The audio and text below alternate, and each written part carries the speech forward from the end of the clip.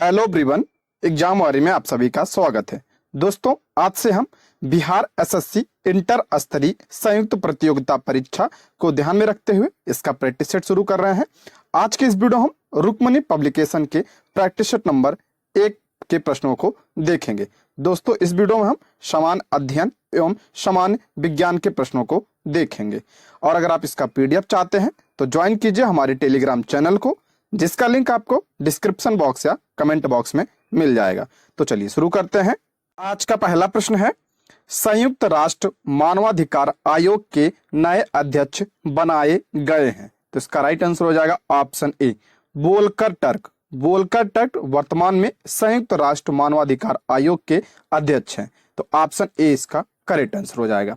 अच्छा, अंतर्राष्ट्रीय मानवाधिकार दिवस कब मनाया जाता है? तो 10 दिसंबर को मनाया जाता है। कब मनाया जाता है? 10 दिसंबर को मनाया जाता है। इसको ध्यान रखिएगा।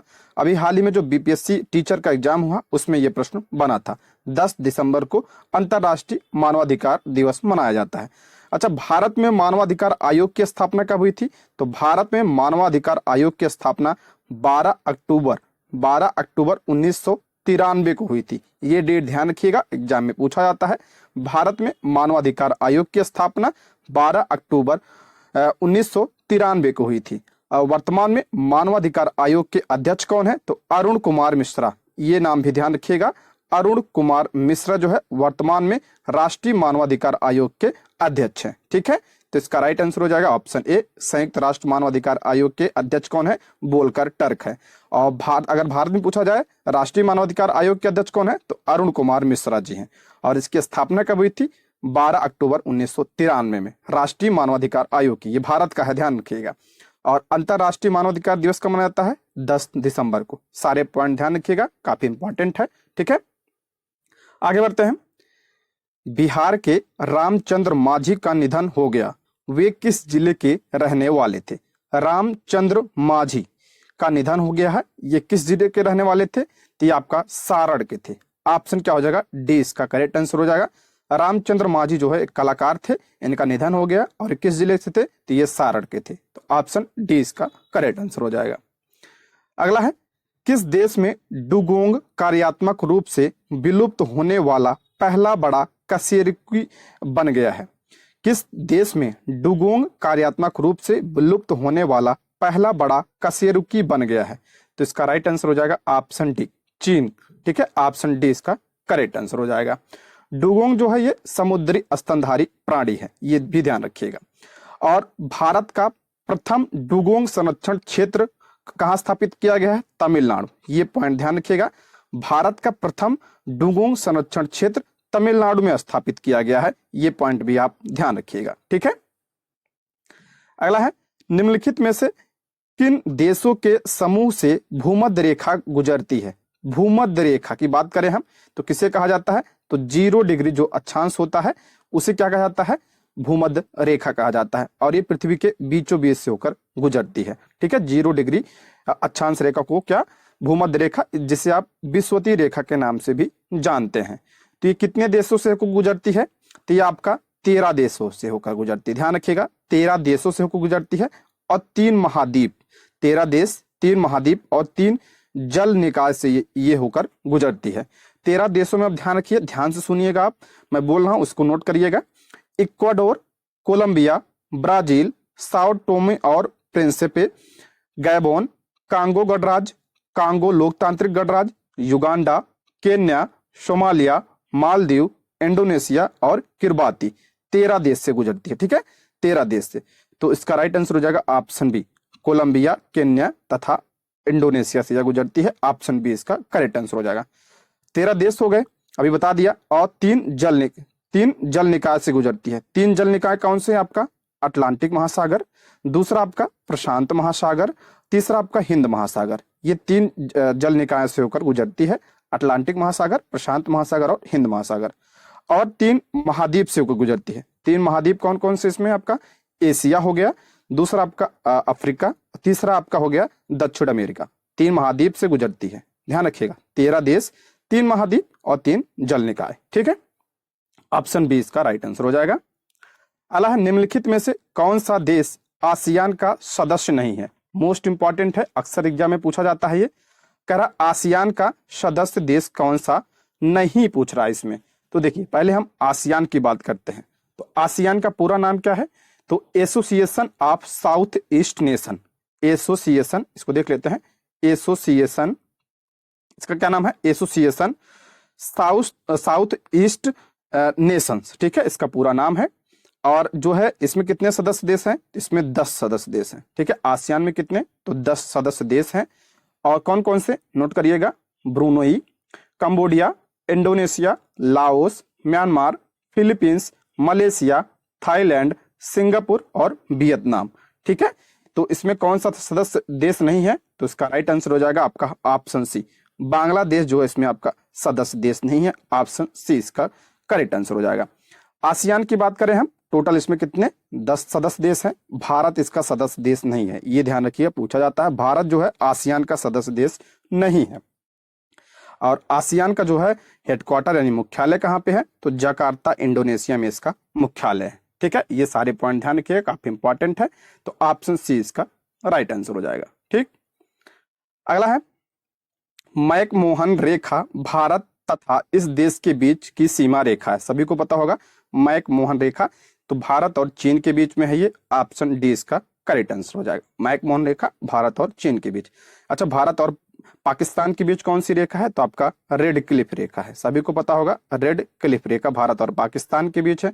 और डूरंड रेखा किसके बीच है? तो भारत और अफगानिस्तान के बीच कौन सी रेखा? आपका डूरंड रेखा। भारत और अफगानिस्तान के बीच डूरंड रेखा है। ये सारे पॉइंट ध्यान रखिएगा, ऑप्शन डी। अगला है आंग सान सू की जो एनएलडी की नेत्री हैं किस देश से संबंध रखती हैं? आंग सान सू की, आंग सान सू की जो है ये कहाँ की है?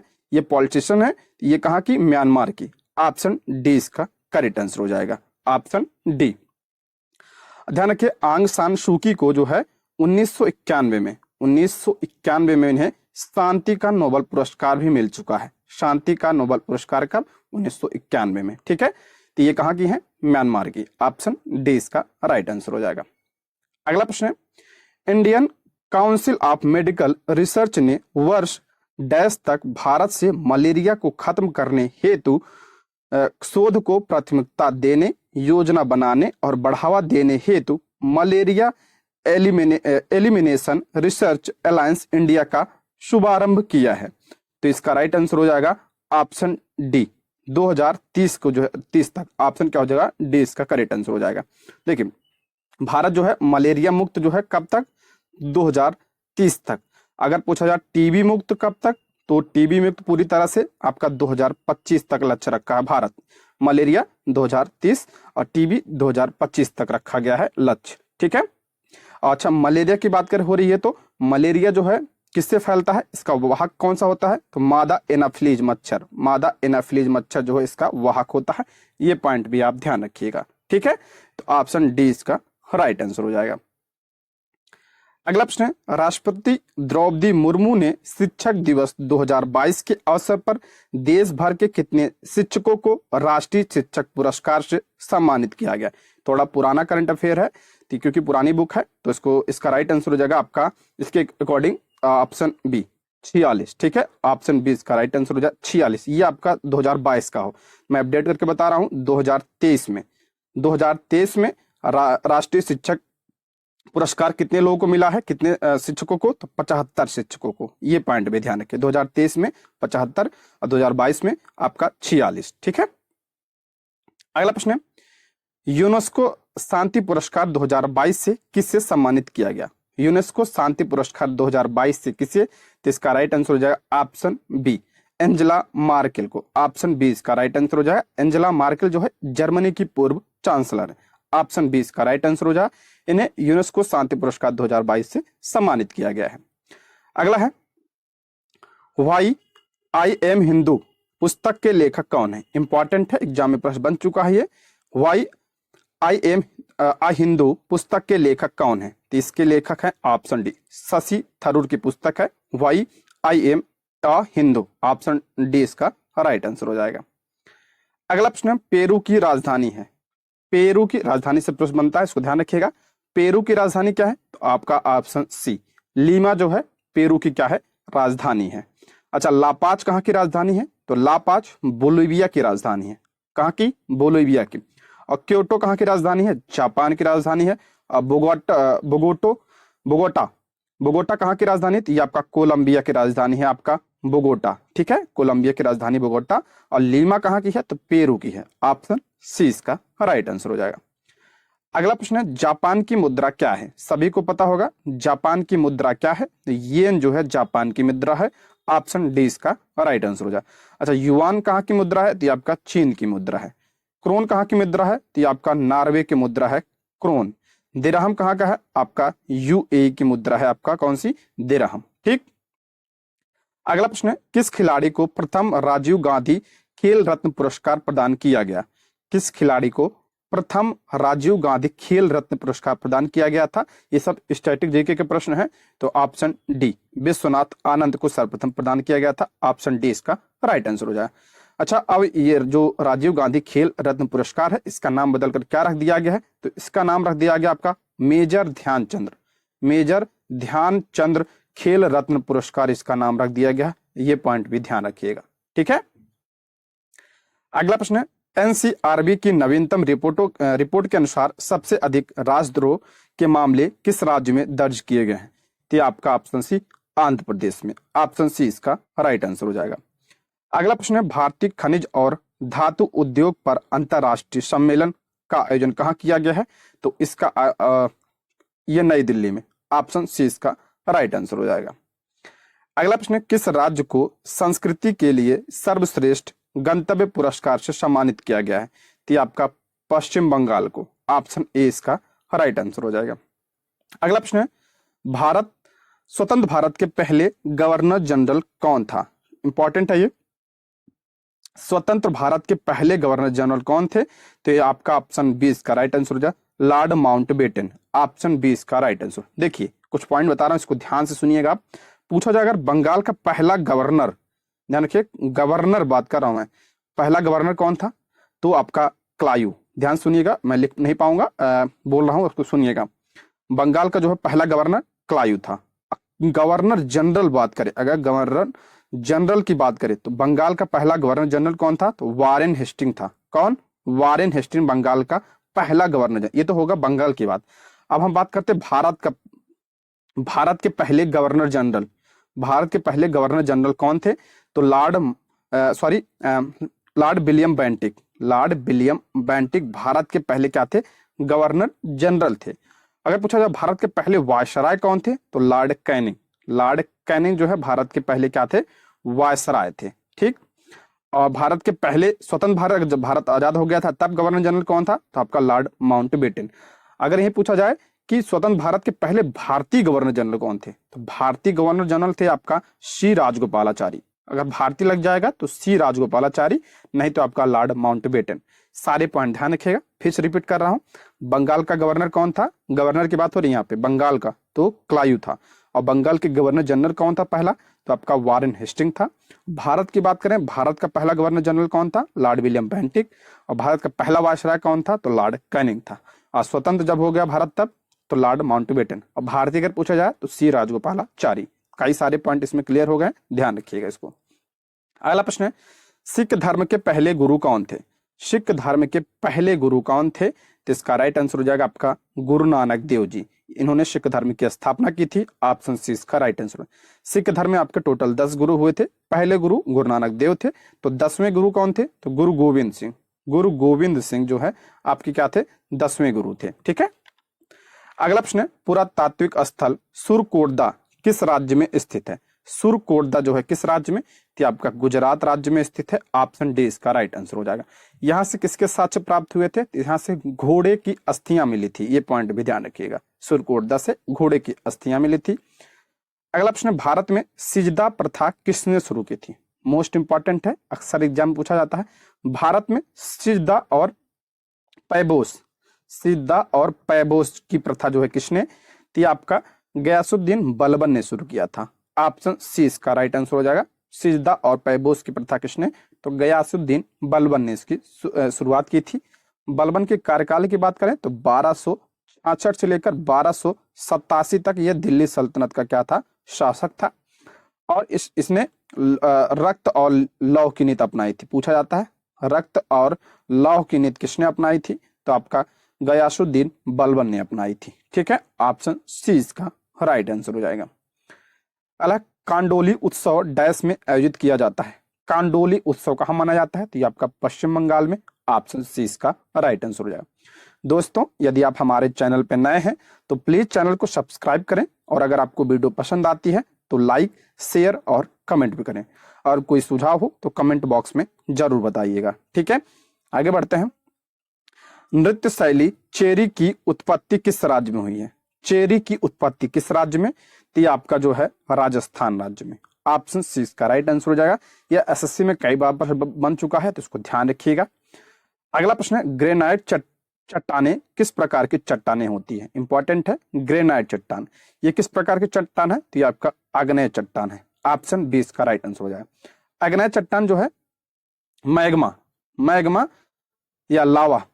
या लावा के जमने से जो चट्टान बनती है, कौन सी? आग्नेय चट्टान बनती है। ठीक है, इसका निर्माण मैग्मा तथा लावा के क्या होता है, जमने से बनता है। इसमें आपका ग्रेनाइट, बेसाल्ट, ग्रेबो चट्टाने इसमें सब आती हैं। इसे प्राथमिक चट्टान भी कहा जाता है, प्राथमिक चट्टान भी इसे कहा जाता है। और इसमें पूछा जाता जीवाश्म नहीं पाया जाता है, सभी को पता होगा इसमें क्या होता है, जीवाश्म नहीं पाया जाता है आग्नेय चट्टान में। ठीक है, ऑप्शन बी इसका राइट आंसर हो जाएगा। आगे बढ़ते हैं। सुंदरवन का डेल्टा निम्नलिखित में से किन नदियों द्वारा निर्मित होता है? सभी को पता होगा, कॉमन प्रश्न है। तो गंगा और ब्रह्मपुत्र के द्वारा जो है सुंदरवन का डेल्टा का निर्माण होता है। ऑप्शन बी इसका राइट आंसर हो जाएगा। अगला है, निम्नलिखित में से कौन सा सार्वजनिक क्षेत्र का उद्यम महारत्न की श्रेणी में आता है? महारत्न की श्रेणी में कौन आता है, तो आपका हो जाएगा ऑप्शन ए इसका राइट आंसर हो जाएगा।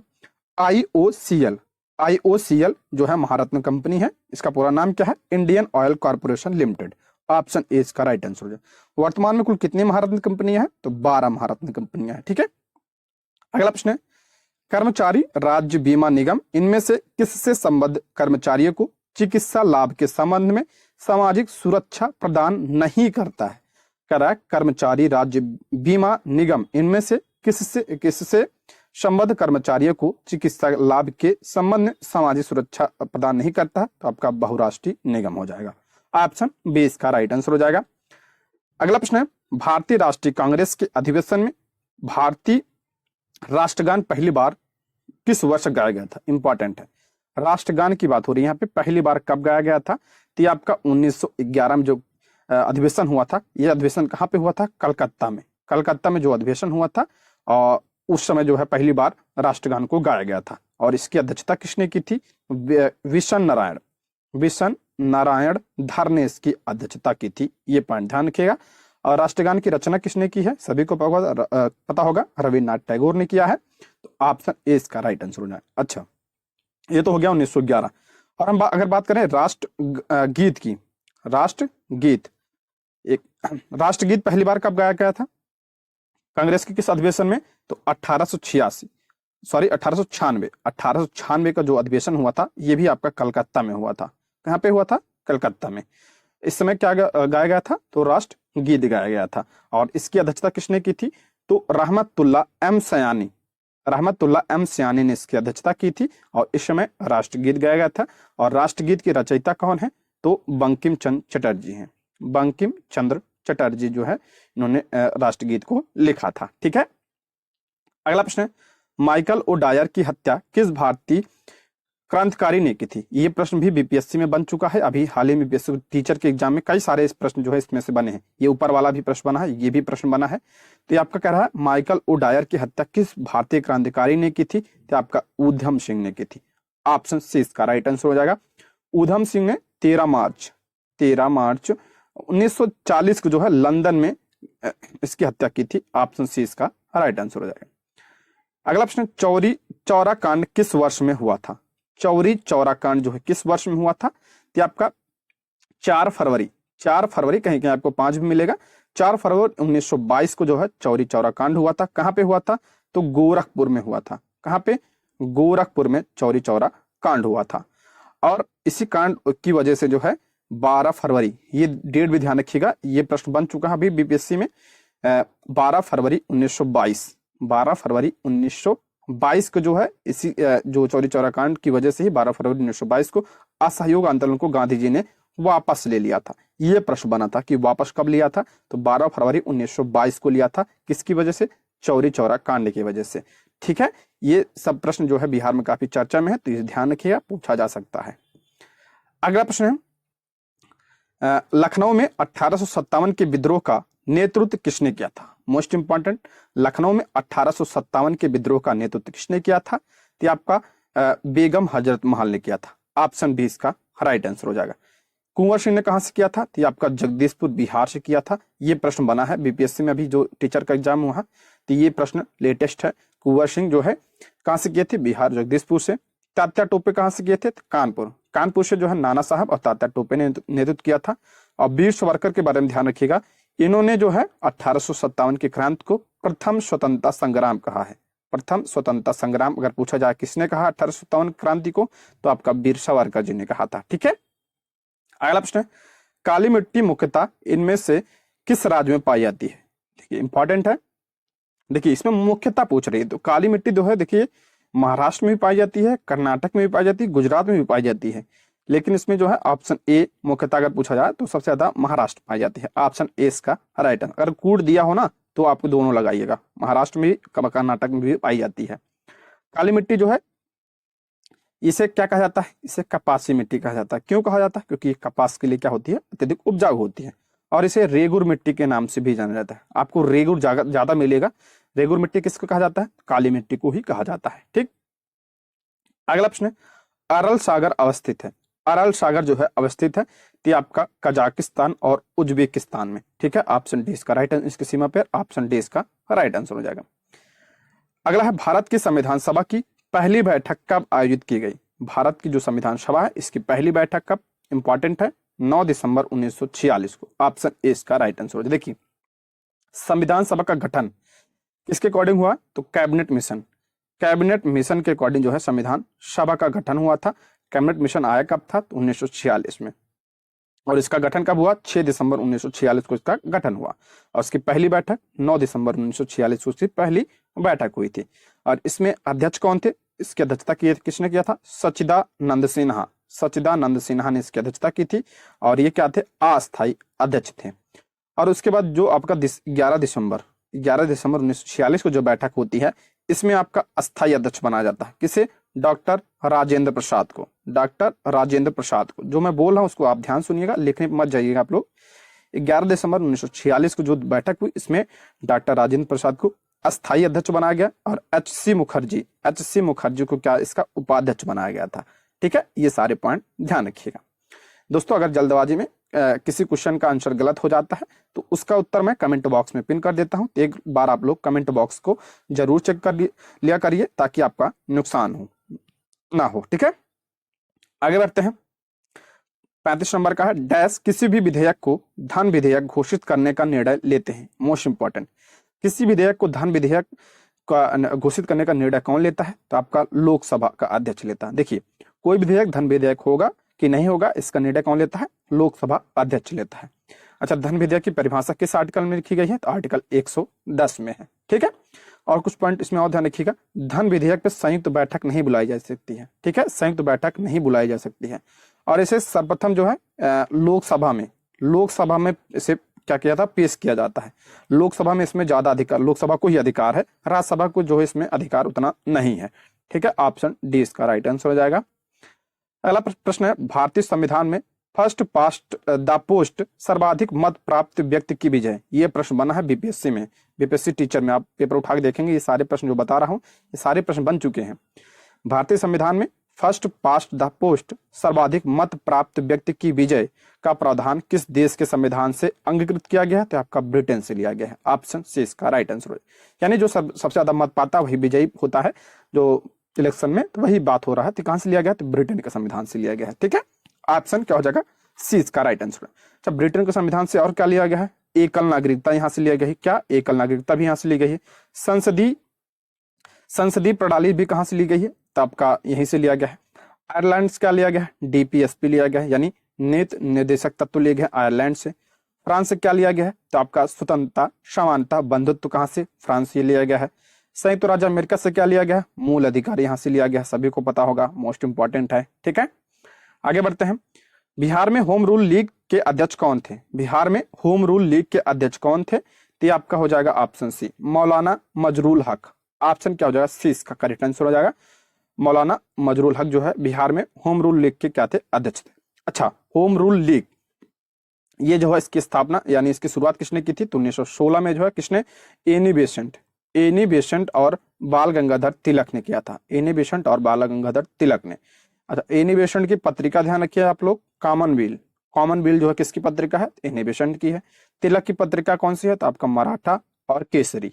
ठीक है, अगला प्रश्न है, 1857 की क्रांति में पटना में विद्रोह का नेतृत्व किसने किया था? पटना में जो विद्रोह का नेतृत्व किसने? पीर अली ने किया था। ऑप्शन सी इसका राइट आंसर हो जाए। कुंवर सिंह जगदीशपुर से किए थे। अगला प्रश्न है, पंचशील समझौता किन दो देशों के बीच हुआ था? पंचशील समझौता जो है ये आपका भारत और चीन के बीच हुआ था। ऑप्शन ए इसका राइट आंसर हो जाए। ये शांति समझौता था, तो ये आपका ऑप्शन ए इसका करेक्ट आंसर हो जाए। 1954 में हुआ था ये पंचशील समझौता। अला अफीम युद्ध किन के बीच लड़े गए थे? इंपॉर्टेंट है, अफीम युद्ध किन के बीच लड़े गए थे? तो ब्रिटेन और चीन के बीच लड़े गए थे अफीम युद्ध। ब्रिटेन और चीन के बीच कौन सा युद्ध? अफीम का युद्ध। दो युद्ध हुए थे। प्रथम युद्ध अफीम का प्रथम युद्ध हुआ था आपका 1839 से लेकर 1842 तक चला था, और इसकी समाप्ति नानकिंग की संधि से हुई थी। नानकिंग की संधि इंपॉर्टेंट है। नानकिंग की संधि जो है ये आपका 1842 में हुआ था, और प्रथम जो अफीम युद्ध था इसी के बाद समाप्त हुआ था। और द्वितीय अफीम युद्ध की बात करें तो 1856 से लेकर 1860 तक चला था। ठीक है, द्वितीय अफीम युद्ध। ठीक है, किसके बीच? ब्रिटेन और चीन के बीच यह युद्ध हुए थे। अगला प्रश्न है, मनात किस देश की मुद्रा है? मनात किस देश की मुद्रा है? तो ये आपका जो है अजरबैजान की मुद्रा है। ऑप्शन सी इसका राइट आंसर हो जाए। अच्छा, अजरबैजान की जो है राजधानी क्या है? बाकू। बाकू जो है अजरबैजान की राजधानी है। अंडोरा कहाँ की है? इसकी मुद्रा क्या है? यूरो। अल्बानिया की मुद्रा क्या है? लेक अल्बानिया की मुद्रा है। और अर्मेनिया की मुद्रा क्या है? ड्रम जो है अर्मेनिया की मुद्रा है। अगला प्रश्न, नुसंतारा किस देश की राजधानी है? नुसंतारा जो है इंडोनेशिया की नई राजधानी। ऑप्शन ए इसका राइट आंसर हो जाएगा। नुसंतारा जो है पूछा जाता है किस द्वीप पे स्थित है? तो आपका बोर्नियो द्वीप पर स्थित है। कौन किस द्वीप पर? बोर्नियो द्वीप पर। ठीक है, और हम बात करें अगर मलेशिया की राजधानी क्या है? तो सभी को पता होगा, कुआलालंपुर जो है मलेशिया की राजधानी है। इसका आंसर हो जाएगा नुसंतारा। आप लोग गलत टिक मत लगाइएगा। इंडोनेशिया। मलेशिया की राजधानी क्या है? कुआलालंपुर। थाईलैंड की राजधानी सभी को पता है, बैंकॉक है। मॉरिशस की राजधानी क्या है? तो पोर्ट लुइस जो है मॉरिशस की राजधानी है। अल्लाह देवनागरी लिपि का सही विकास क्रम क्या है? देवनागरी लिपि का सही विकास क्रम कौन सा? तो आपका ऑप्शन सी ब्राह्मी लिपि, उसके बाद गुप्त लिपि, नागरी लिपि और देवनागरी लिपि। ठीक है, ऑप्शन सी इसका राइट आंसर हो जाएगा। हिंदी भी जो है हमारी किस लिपि में है? तो देवनागरी लिपि में। अगला प्रश्न है, किस वर्ष को पहली बार ग्राम सभा वर्ष घोषित किया गया? किस वर्ष को पहली बार ग्राम सभा वर्ष घोषित किया गया था? तो आपका 2009-10 को। ऑप्शन बी इसका करेक्ट आंसर है। अगला प्रश्न है, संविधान के निम्नलिखित संशोधनों में से किसके अंतर्गत भारत में महिलाओं के लिए ग्राम पंचायतों में 30% स्थान आरक्षित किया गया? 30 नहीं 33% आरक्षण। ठीक है, ये हो जाएगा 33% आरक्षण 73वें संविधान संशोधन के अंतर्गत। कब हुआ था? यह आपका 1992 में हुआ था। ठीक है, ऑप्शन सी इसका राइट आंसर हो जाएगा। ठीक, ऑप्शन सी। अगर पूछा जाए, ये तो होगा ग्राम पंचायत में महिलाओं को 30% आरक्षण, 73 संविधान संशोधन। अगर पूछा जाए लोकसभा और विधानसभा में, ये चर्चा में था, ध्यान रखिएगा, 2023 का ही बात बता रहा हूं। लोकसभा और विधानसभा में महिलाओं को 33% का आरक्षण किस संविधान संशोधन के द्वारा? तो आपका 106 नंबर ध्यान रखिए, 106 बहुत इंपॉर्टेंट है। 106 संविधान संशोधन जो 2023 में हुआ, इसके द्वारा लोकसभा और विधानसभा में 33% आरक्षण दिया गया महिलाओं को। ये चर्चा में है, तो ध्यान रखिएगा। अगला प्रश्न, सामाजिक जागरूकता फैलाने तथा समाज में महिलाओं के उत्पीड़न को रोकने के लिए डायन प्रथा प्रतिषेध विधेयक कब बिहार में लाया गया? डायन प्रथा प्रतिषेध विधेयक कब लाया गया था? तो ये आपका लाया गया था 1999 में। ऑप्शन बी राइट आंसर हो जाएगा। अगला, भारत में पहली पंचवर्षीय योजना का आधार, मोस्ट इंपॉर्टेंट है, भारत में पहली पंचवर्षीय योजना कब चली थी? 1951 से लेकर 1956 तक यह चली थी। किस मॉडल पे थी? तो हेरोल्ड डोमर मॉडल पे थी। Harold Domar model. दूसरी बात करें तो महालनोबिस मॉडल पे थी, जो 1956 से 61 तक चली थी, दूसरी। ठीक, अगला, निम्नलिखित में से कौन भारत में सामुदायिक विकास के मुख्य निर्माता कहलाते हैं? तो आपका एसके डे। ठीक है, ऑप्शन ए इसका राइट आंसर हो जाएगा। अगला प्रश्न, भारत सरकार द्वारा नियुक्त तापस मजूमदार समिति का संबंध निम्नलिखित में से किससे? तापस मजूमदार समिति का गठन जो है 1900 कब किया गया था? 1900, एक मिनट, 1998 99 में इसका गठन किया गया था, तापस मजूमदार समिति का। इसका संबंध आपका ऑप्शन बी, 6 से 14 वर्ष आयु के सभी बच्चों को स्कूली शिक्षा व्यवस्था में शामिल करने से संबंधित है। ऑप्शन बी इसका राइट आंसर हो जाएगा। अगला प्रश्न है, विशेष परिस्थिति में ग्राम पंचायत की 1/3 सदस्यों के अनुरोध पर कितने दिनों के अंदर बैठक बुलाना आवश्यक है? तो कितने दिनों के? 15 दिनों के। ठीक है, ऑप्शन क्या हो जाएगा? डी इसका राइट आंसर हो जाएगा। अच्छा, ग्राम पंचायत की बात करें, इसे संवैधानिक दर्जा का प्रदान किया गया था, ये ज्यादा इंपॉर्टेंट है। 73वां संविधान संशोधन 1992 के द्वारा इसे संवैधानिक दर्जा प्रदान किया गया था। किस अनुसूची में शामिल किया गया था? 11वीं अनुसूची में शामिल किया गया था। इसमें कितने विषय हैं? 29 विषय। सारे पॉइंट ध्यान रखिए। अगला है, शिशुओं के जन्म के समय निम्नलिखित में से कौन सी हड्डी नहीं होती है? अब देखिए, यहाँ से साइंस के प्रश्न शुरू हो गए हैं। शिशुओं के जन्म के समय कौन सी हड्डी नहीं होती है? तो आपका जानुका यानी नी कैप नहीं होता शिशु में। ऑप्शन ए इसका राइट आंसर हो जाएगा। अगला, निम्नलिखित में से कौन सा एक फूल का भाग है? फूल का भाग सभी को पता होगा, इसमें कौन सा है? तो आपका स्त्री केसर। Option C. अगला, किसी पिंड पर लगाए गए बल द्वारा किया गया कार्य पिंड द्वारा बल की दिशा में तय की गई दूरी और लगाए गए बल की मात्रा के गुणनफल के बराबर होता है। निम्नलिखित में से कौन सी कार्य की इकाई नहीं है? तो कार्य की इकाई नहीं कौन सा? ऑप्शन सी, किलोग्राम प्रति सेकंड स्क्वायर। ये आपका जो है किसकी इकाई नहीं है? बल की इकाई नहीं है। बाकी आपका किलोग्राम स्क्वायर, सेकंड स्क्वायर, ये आपका ये है न्यूटन मीटर, जूल, ये सब किसकी इकाई है? तो कार्य की। अच्छा, कार्य बराबर होता क्या है? तो F इंटू डी यानी F इंटू एस भी कह सकते हैं। यानी F क्या है? तो आपका बल गुणे विस्थापन। ठीक है। अगला प्रश्न है, सूर्य और चंद्रमा द्वारा गुरुत्वाकर्षण के माध्यम से पृथ्वी को एक ही दिशा में खींचने के कारण क्या उत्पन्न होता है? ये इंपॉर्टेंट है। सूर्य और चंद्रमा द्वारा गुरुत्वाकर्षण बल के माध्यम से पृथ्वी को एक ही दिशा में खींचने के कारण क्या उत्पन्न होता है? तो बृहद ज्वार भाटा। देखिए, जब जो है सूर्य, पृथ्वी और चंद्रमा एक सीध में होते हैं तो इसे क्या कहा जाता है? इसे सिजगी कहा जाता है। क्या? सिजगी कहा जाता है। और इस समय कौन सा ज्वार भाटा आता है? तो बृहद ज्वार भाटा आता है। अगर यही जो है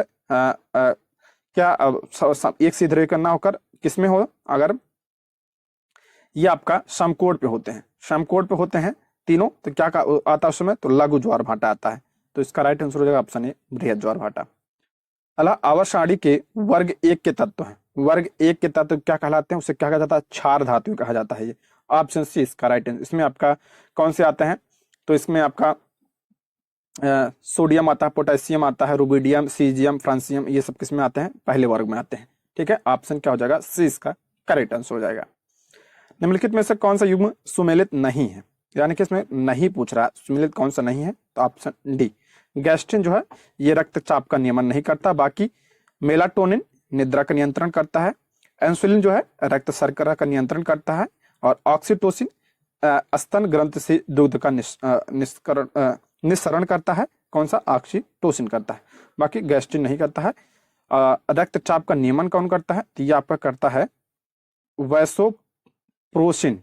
वैसोप्रेसिन जो है ये क्या करता है? रक्तचाप का नियमन करता है। ठीक है, तो ऑप्शन डी यही सुमेलित नहीं है, ऑप्शन डी। अगला प्रश्न है, किसी परिपथ में विद्युत धारा के प्रवाह की दिशा को दर्शाने के लिए उपकरण का उपयोग किया जाता है। किसी परिपथ में विद्युत धारा के प्रवाह की दिशा को दर्शाने के लिए किस उपकरण का प्रयोग? तो आपका गैल्वेनोमीटर का प्रयोग किया जाता है। ऑप्शन ए इसका राइट आंसर हो जाए। अगला, फ़ारेनहाइट स्केल पर परम शून्य ताप का मान होता है। देखिए, यहाँ पे फ़ारेनहाइट स्केल पर पूछा है, तो ये आपका हो जाएगा ऑप्शन सी, -459.67 फ़ारेनहाइट। अगर यहीं अगर डिग्री सेल्सियस में पूछा जाता है तो -273 डिग्री सेल्सियस होता है परम शून्य तापमान, -273 डिग्री सेल्सियस से। लेकिन यहाँ फ़ारेनहाइट पूछा है, तो यह होगा ऑप्शन सी इसका करेक्ट आंसर हो जाएगा। अगला है, जब हम आलू यानी कंद का छिलका उतारते हैं तो हम छिलके के रूप में किससे उतारते हैं? जो आलू होता है उसका छिलका उतारा जाता है, क्या उतारा जाता है? तो ऑप्शन ए, पैरिडर्म उतारा जाता है। ऑप्शन ए इसका राइट आंसर हो जाएगा। अगला है, यह विदित है कि कार्बन मोनोऑक्साइड का प्राणियों पर दुष्प्रभाव होता है क्योंकि, तो कार्बन मोनोऑक्साइड क्या करता है, तो ऑप्शन बी, इसके कारण O2 यानी ऑक्सीजन परिवहन कम हो जाता है। ठीक है, ये जहरीली गैस है, ऑप्शन बी इसका राइट आंसर हो जाएगा।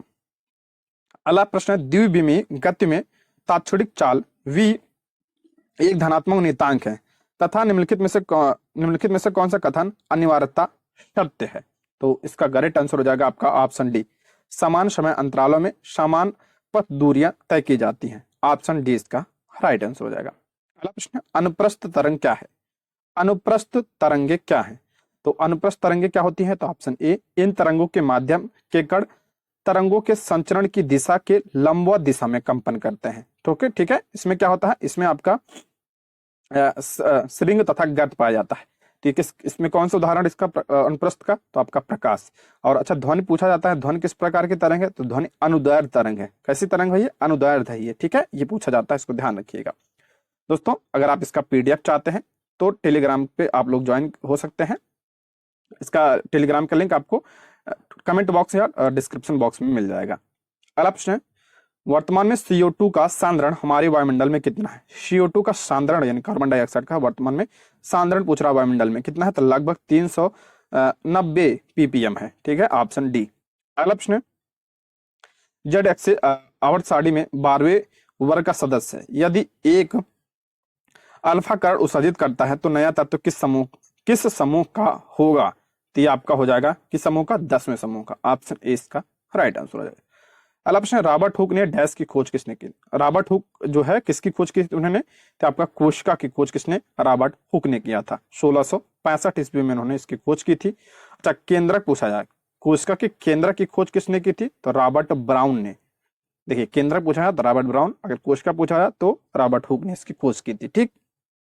अगला प्रश्न, प्रयोगशाला में ऑक्सीजन गैस बनाने के लिए निम्नलिखित अभिक्रिया प्रयुक्त की जाती है, प्रयोगशाला में ऑक्सीजन गैस बनाने के लिए निम्नलिखित अभिक्रिया प्रयोग किया जाता है, तो उसका राइट आंसर हो जाएगा ऑप्शन ए, यह अपघटन अभिक्रिया है तथा उष्मा शोषी प्रकृति की है यह अभिक्रिया। ठीक है, ऑप्शन ए इसका राइट आंसर हो जाएगा। अगला प्रश्न है, माइटोकॉन्ड्रिया को विलक्षण कोशिकांग क्यों माना जाता है, माइटोकॉन्ड्रिया को विलक्षण कोशिकांग क्यों माना जाता है, क्योंकि इसमें जो है राइबोसोम और DNA होते हैं, ऑप्शन ए इसका राइट आंसर हो जाएगा।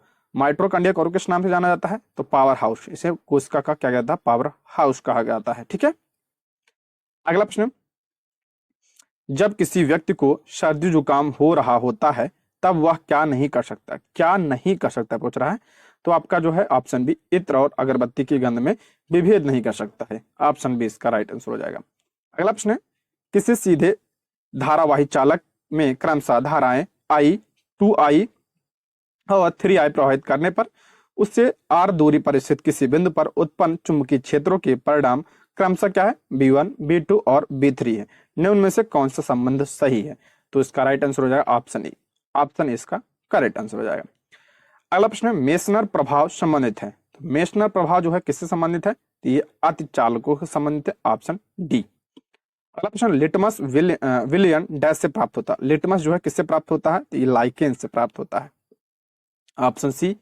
अगला प्रश्न, निम्नलिखित में से कौन सी ग्रंथ मानव में पाई जाने वाली सबसे बड़ी ग्रंथ है, मोस्ट इंपॉर्टेंट पूछा जाता है ये, यकृत जो है सबसे बड़ी ग्रंथ है, ऑप्शन सी इसका करेक्ट आंसर। अगला प्रश्न, विद्युत तारों पर विद्युत रोधी पदार्थ की एक परत होती है, सामान्यतः उपयोग में लिए जाने वाला पदार्थ कौन सा है, जो तार होता है उस पर जो है ऊपर किसका प्रयोग होता है उसके परत पर, तो ये आपका PVC का प्रयोग किया जाता है। ठीक है, ऑप्शन सी इसका राइट आंसर हो जाएगा।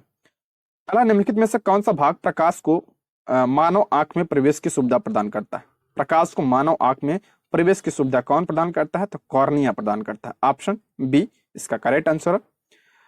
अगला है, भूख लगने पर कोई व्यक्ति सर्वप्रथम उपयोग करता है, भूख लगने पर सर्वप्रथम कोई व्यक्ति किसका उपयोग करता है, तो अपने ग्लाइकोजन का उपयोग करता है, ऑप्शन ए इसका राइट आंसर हो जाएगा। ठीक है दोस्तों, इसमें इतने प्रश्न थे, ये रहे आज के प्रश्न। Thank you for watching.